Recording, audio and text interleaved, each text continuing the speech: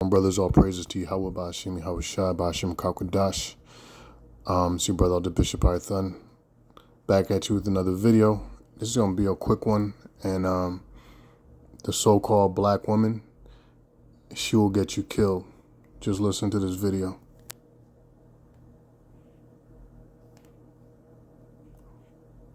Men aid.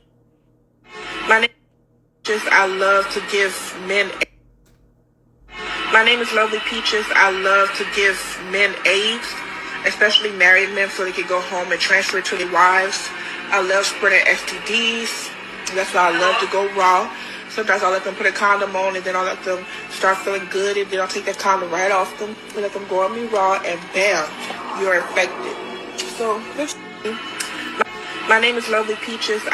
Yeah, so, we told you about the so-called nigger woman, the so-called black woman. I say 99.9.9.9.99999 till infinity ain't no good. So you brothers be careful out there, especially with these nasty looking bitches, man. Have some better quality the women that you select. Cause this chick right here, I mean, she looks like AIDS. She looks like eggs on legs, on two legs. And them scriptures tell you about the woman, with their eyelids, and this chick has the longest, I don't know what you call them shits. They used to have lead press-on nails, but those are lead press-on eyelashes. And then, that gap in her teeth is like demonic. The way that gap is sitting is demonic as hell. And them nails is like, that's the dead giveaway. Is them nails she got, them Edward Scissorhand looking nails. And the different color hair. Every picture, she got a different hairstyle. That's how you know a chick is totally bugged out, And it looks like she got a bunch of simps, But yeah, man, so you got to be careful of who you stick your rod inside of, because you might get an early Christmas present, if you know what I mean, And let me read this by King Solomon. Because when I said 99.999, I wasn't playing around. That was a joke, but it was deadly serious, pun intended. All right. This is Ecclesiastes 7:26. It says, "And I find more bitter than death the woman." Yeah, because when you die, the scriptures talk about the sting of death. It's like the death, it comes and you're in the spirit world, you're at peace again. But a woman will give you the type of death that's slow and torturous, whether it's dragging you through the court until until you're bone dry from paying the lawyer, right? Whoever's protecting you, if you can afford one, they will drag that case out so that you're just bleeding, your money's bleeding, paying that lawyer, and then ultimately they bleed you to death with whatever the chick's gonna get, whether it's alimony, whether it's child support, no matter what it is. And women have made this into a business, especially the women from brothers like to get them, there's a big thing about the passport bros, or them women out there, especially in the countries where you find like Judah, Benjamin, and Levi, they turn that shit into a business, They'll treat you right, treat you all good because they know the American woman, so especially the black woman, is not going to treat you right. I mean, that's a given. Everybody knows this. Everybody knows she's the most single and the least wanted woman on the planet. And it's known, it's well known. That's no secret, And so they know that what men are looking for, they want someone that's feminine. They want somebody that speaks nice, the opposite of what we just saw. And so dudes will fall in love and all that. And then they'll bring them chicks here to America. The smart ones, I guess they'll stay in the countries they went. But a lot of these chicks, they come over here and they meet somebody and they'll lure this guy into marrying them.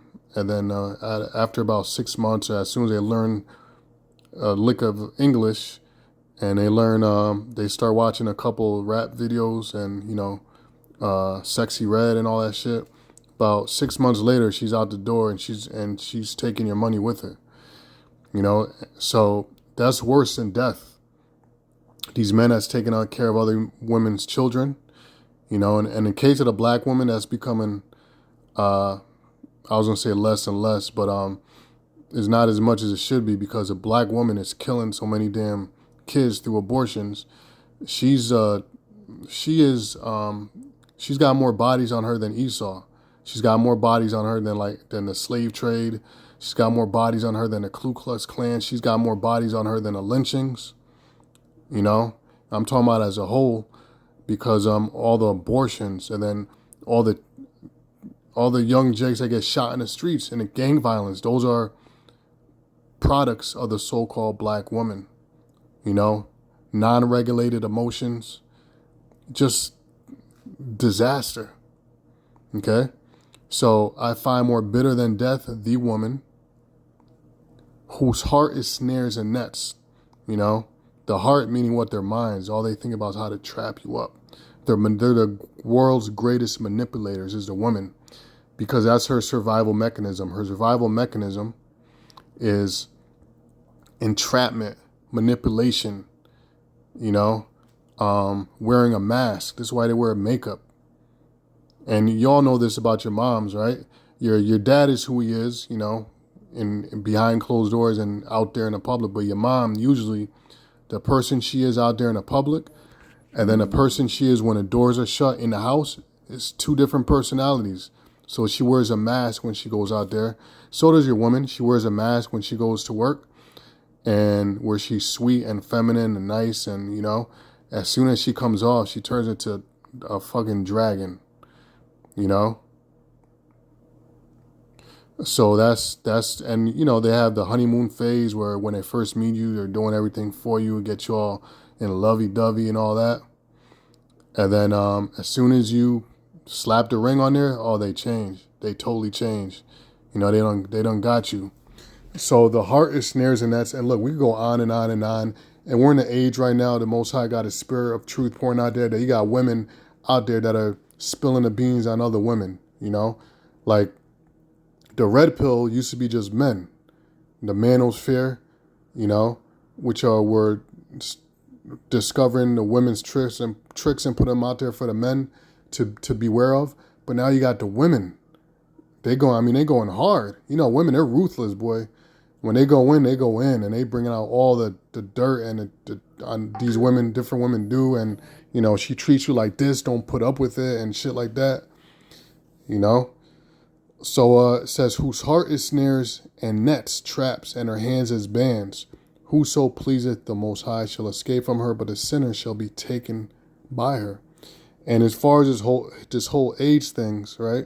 This whole AIDS thing, I'm gonna say this, that AIDS is a acquired immune deficiency. Now, if your immune system is strong, there's a lot of men out there, and a lot of us, I'm sure, that have came across women that have had a package that, you know, a UPS package that they couldn't deliver to us because the Most High protected us.